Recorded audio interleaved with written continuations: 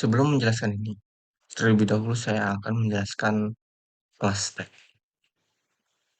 Stack itu adalah struktur data yang mana memegang prinsip default, last in, first out.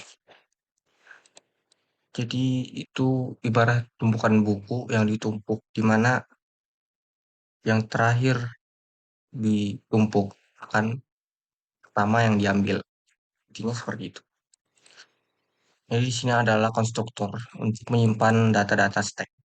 Kalau ibarat buku, di sinilah bukunya disimpan. Di sini adalah metode, di mana metode ini akan ngereturn nilai boolean untuk ngecek apakah stack ini tuh kosong apa enggak. Jika kosong ya hasilnya akan true. Di sini adalah juga metode. Jadi metode void ini tidak ngereturn nilai, tapi berfungsi untuk memasukkan data baru di stack. Cara memasukkannya ini dia masukkan ke belakang, bukan ke depan. Seperti misal data sudah ada seperti misal data sudah maka jika saya melakukan push angka 9, maka datanya akan masuk bagian indeks paling terakhir. Seperti itu. Selanjutnya metode pop. Metode pop ini berfungsi untuk menghapus data yang terakhir serta mengembalikan data yang dihapus. Contohnya, misal jika kita punya data awalnya 1, 2, dan 3, jika saya melakukan pop, maka data yang akan dihapus adalah 3. Dan 3 tersebut akan dikembalikan, akan direturn.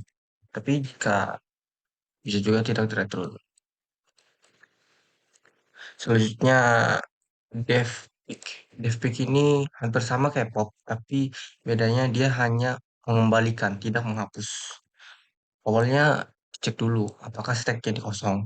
Jika tidak, return bagian belakang indeks, yaitu yang terakhir. Dan metode dev juga ini berfungsi untuk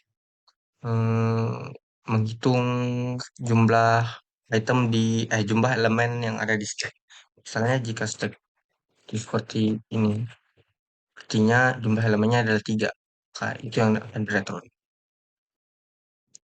Setelah menjelaskan kelas stack, selanjutnya saya akan menjelaskan kembali eh, fungsi checker ini. Jadi di sini adalah deklarasi kelas stack tersebut agar bisa digunakan.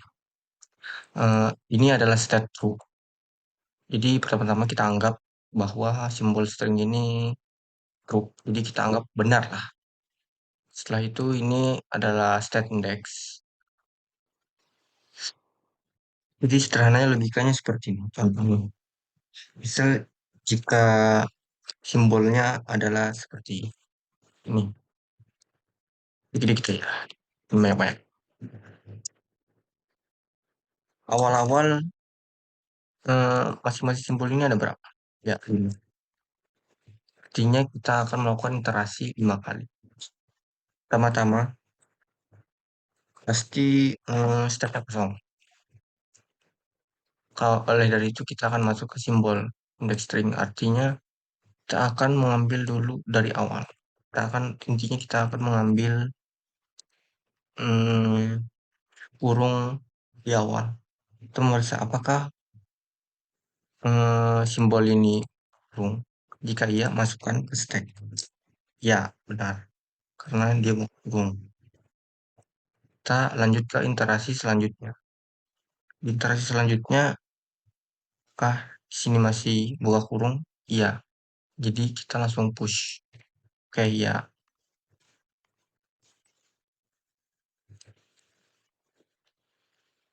Di iterasi selanjutnya, kita cek kembali apakah buka kurung. Tidak.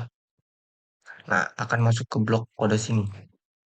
Sebelum itu, kan dicek terlebih dahulu apakah stack ini kosong apa tidak. Jika kosong, maka looping akan berhenti dan balance akan dinyatakan tidak balance. Karena sekarang itu stacknya ada, Oleh karena itu, kita akan melakukan POP. Ini dinyatakan, POP ini dinyatakan kalau ada memiliki pasangan. Tersisa ini. Kita lanjut ke interaksi selanjutnya. Di interaksi selanjutnya kita interaksi ke 5. Bukan, keempat. Nah, keempat ini kan di bagian ini terakhir. Dicek kembali apakah apakah kurung pembuka tidak kan. Jadi kita akan kembali menghapus elemen terakhir. Jadi karena elemennya di sel satu, maka habis stacknya. Nah, di sini akan keluar loop karena sudah mencapai nilai maksimum dan akan mereturn balance. Karena balance ini tidak berubah dan stack ini kosong, maka akan dinyatakan true. Jadi akan tervalidasi. Terus sekarang kita ganti studi kasus. Misalnya jika stringnya seperti ini. Kalau jika stringnya seperti ini sama seperti tadi. Pertama-tama kita akan ngecek string yang indeks di awal. Indeks ini bukan pembuka, melainkan penutup. Artinya kita akan langsung ke blok sini. Masalahnya terutama di sini karena stack belum diisi. Ini akan dinyatakan false. Jadi balance ini akan langsung memberhentikan loop dan menyatakan bahwa simbol ini tidak simbang karena yang duluan itu bukan buka melainkan penutup dan akan memeriksa apakah string ini kosong. Intinya seperti ini. Pembuka itu harus sama jumlahnya dengan penutup. Intinya seperti itu. Selain itu juga kode ini tuh memiliki sedikit kelemahan. Misal jika saya menggunakan mengisi stringnya dengan Z, tapi 2 kali. Apakah kalian bisa menebak apa hasilnya? Ya, hasilnya true. Karena di sini tidak memeriksa apakah simbol ini benar, tutup kurung.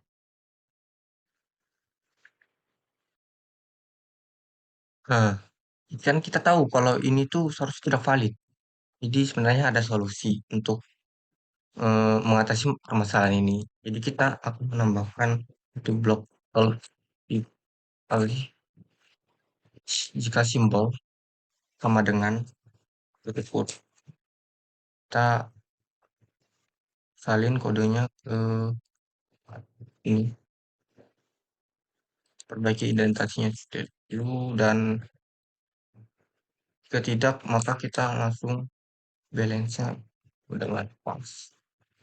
Kita coba ini hasil yang betul dan kita coba dulu seperti ini. Ya, sekian dari presentasi saya. Assalamualaikum warahmatullahi wabarakatuh. Dan mohon maaf ada ketidakjelasan dari penjelasan saya.